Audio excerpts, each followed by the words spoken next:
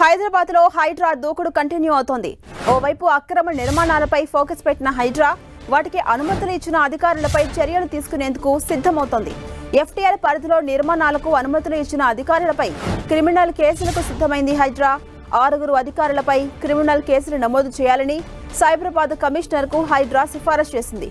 GHMC Chandanagar deputy కమిషనర్తో పాటు HMDA assistant planning officer, Nizampet municipal commissioner, surveyor సహా Bachupally తహసీల్దార్పై case నమోదు చేయాలని నిర్ణయించారు.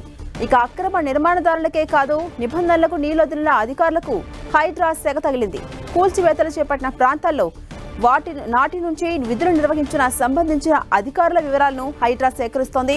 ఇప్పటి వరకు 18 ప్రాంతాల్లో చిన్న పెద్దవి కలుపుకుంటే సుమారు 200కు పైగా నిర్మాణాలు కూల్చివేశారు హైడ్రా అధికారులు. 50 ఎకరాల వరకు ప్రభుత్వ చెరువులు, భూములను పరిరక్షించినట్టుగా హైడ్రా అధికారులు ప్రభుత్వానికి నివేదిక అందించారు. ఆయా ప్రాంతాల్లో జీహెచ్ఎంసీ, హెచ్ఎండిఏ, రెవెన్యూ అధికారుల పాత్రపై అధికారులు ఆరా తీస్తున్నారు.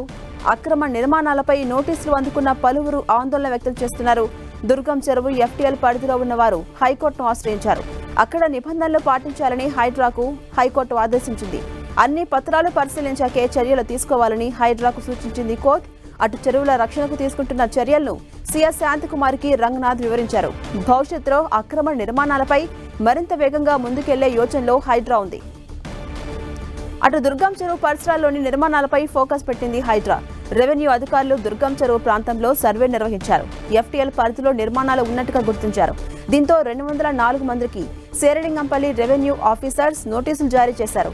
ఎఫ్టీఎల్ జోన్ పరిధిలోనే సీఎం రేవంత్ రెడ్డి సోదరుడు తిరుపతి రెడ్డి ఇల్లు కూడా ఉంది. దీంతో ఆ ఇంటికి కూడా రెవెన్యూ అధికారులు నోటీసులు జారీ చేశారు. ఈ నెల 3వ తేదీనే నోటీసులు జారీ చేశారు. అయితే ఎఫ్టీఎల్ పరిధిలోని నిర్మాణాలకు ఈ నెల 3న నోటీసులు జారీ చేసిన అధికారులు మొత్తం 4 రోజుల పాటు సమయం ఇచ్చారు. అంతలోగా సమాధానం ఇవ్వాలని కోరారు. అందుకు సెప్టెంబర్ 3వ తేదీ వరకు సమయం ఉంది. అంతలోగా సమాధానాలు ఇవ్వకపోతే చట్ట ప్రకారం చర్యలు తీసుకుంటామని శేరిలింగంపల్లి తహసీల్దార్ తెలిపారు.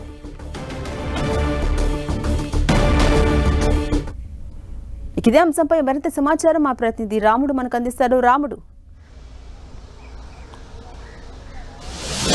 ఝాన్సీ, ఇప్పటి వరకు అక్రమ నిర్మాణాలు ఏవైతే ఉన్నాయో వాటిని కూల్చినటువంటి అధికారులు, వాటికి సహకరించిన లేదా వాటికి అనుమతులు ఇచ్చినటువంటి అధికారులపైన ఫోకస్ చేయడం జరిగింది. ప్రధానంగా జీహెచ్ఎంసీ వాళ్ళతో పాటు రెవెన్యూ శాఖకు సంబంధించినటువంటి అధికారులు, ఇరిగేషన్ శాఖకు సంబంధించినటువంటి అధికారులు ఎవరైతే ఉన్నారో, అదేవిధంగా చుట్టుపక్కల ఉండేటువంటి మున్సిపాలిటీలలో జీహెచ్ఎంసీకి సంబంధం లేకుండా మున్సిపల్ కమిషనర్లు ఉన్నారు. ఇప్పుడు బాచుపల్లికి సంబంధించి నిజాంపేట్ మున్సిపాలిటీలో పనిచేసినటువంటి టౌన్ ప్లానింగ్ అధికారులు కానీ, అక్కడ పనిచేసినటువంటి డిప్యూటీ కమిషనర్ కానీ ఉన్నారు. అదేవిధంగా చందానగర్ ప్రాంతానికి సంబంధించి చందానగర్ డిప్యూటీ కమిషనర్, అక్కడ పనిచేసినటువంటి టౌన్ ప్లానింగ్ అధికారులకు సంబంధించి దీనిపైన ఆరా తీశారు. ఎవరెవరు పర్మిషన్లు ఇచ్చారు, ఇంత బ్లండర్గా ఏ విధంగా మిస్టేక్ చేశారనేటువంటి అంశాలపైన ఫోకస్ చేయడం జరిగింది. అందుకు తగ్గట్టుగా చర్యలు తీసుకోవాలని నిర్ణయించడం జరిగింది. దానికి తగ్గట్టుగా అధికారులు ఫిర్యాదులు చేసినట్టు మనకు తెలుస్తుంది. అయితే వీళ్ళందరినీ ప్రాసిక్యూట్ చేసిన తర్వాత ఏ విధమైనటువంటి తప్పులు చేశారు అనేది తేలనుంది. దానికి అనుగుణంగా వాళ్ళపైన చర్యలు ఉంటాయి.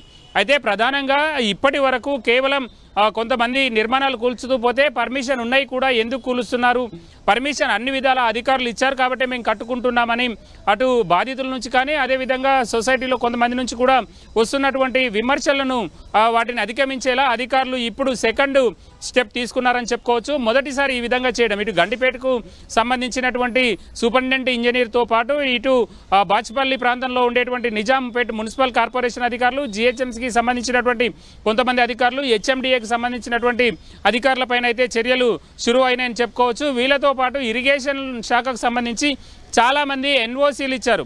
ఆయా ప్రాంతాల్లో ఇళ్ల నిర్మాణానికి సంబంధించి ఎన్ఓసీలు ఇచ్చారు. వాళ్ళపైన కూడా ఫోకస్ చేశారు. వీటన్నింటికి సంబంధించి నిన్న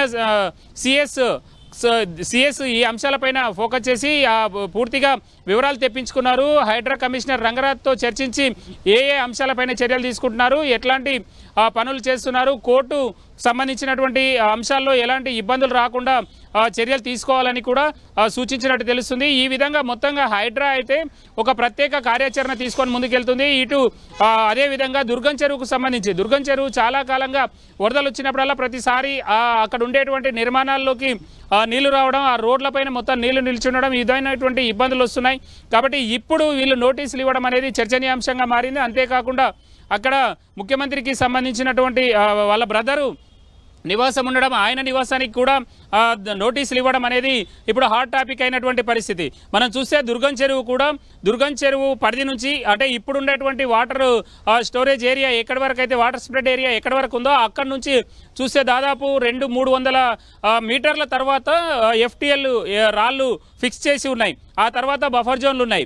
చాలా కాలంగా దీనిపైన తీవ్రమైనటువంటి విమర్శలు ఉన్నాయి. అయితే గతంలో నిర్మించినటువంటి నిర్మాణాలు ఉన్నాయి, కానీ ఇప్పుడు కొత్తగా ఎవరికి అనుమతులు ఇవ్వనటువంటి పరిస్థితి ఉంది. ఈ అంశానికి సంబంధించి ముఖ్యమంత్రి సోదరుడు తిరుపతి రెడ్డి కూడా ఇదే అంశాన్ని చెప్పారు. నేను గతంలో ఇక్కడ ఇల్లు కట్టినటువంటి వాళ్ళ దగ్గర నుంచి నేను కొనుగోలు చేశాను, అప్పుడు ఇవన్నీ కూడా FTLలో లేవు, అవన్నీ కూడా లీగల్గా అంతా కరెక్ట్ ఉంది కాబట్టి నేను కొన్నా అనేటువంటి అంశాన్ని చెప్పారు. అంటే ఈ అంశాలు చూస్తే అప్పుడు అధికారులు ఏ విధంగా ఇచ్చారనేది, ఏ విధంగా అనుమతులు ఇచ్చారనేది ఇప్పుడు చర్చనీయాంశంగా మారింది. అదేవిధంగా హైడ్రా అయితే తన దూకుడు కొనసాగిస్తుంది. ఈ రోజు కూడా ముషీరాబాద్ ప్రాంతంలో ఉండేటువంటి రామ్నగర్ మన్నెమ్మ గల్లీలో ఉండేటువంటి ఆ రోడ్లపైన, అదేవిధంగా నాలాలపైన ఉండేటువంటి అక్రమ నిర్మాణాలను అక్కడ తొలగిస్తున్నారు. ఝాన్సీ. రైట్, థ్యాంక్ యూ రాముడు.